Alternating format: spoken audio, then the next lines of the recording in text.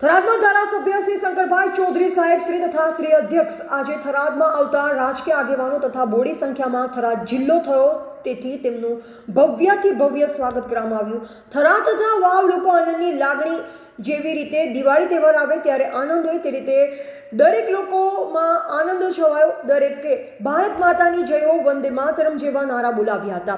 હજારોની સંખ્યામાં લોકો હાજર રહી દરેકના ચહેરા ઉપર ઉત્સાહ જોવા મળ્યો. થરાદ વાવ તથા લાખણીમાં ભાવભર્યું સ્વાગત કરાયું. આખો માહોલ આનંદમાં ફેરવાયો હતો. હવે વિકાસ ઘણો થશે તેવું અધ્યક્ષ શ્રી શંકરભાઈ ચૌધરીએ કીધું. હવે આપણે 20 વર્ષ આગળ આવી ગયા છે.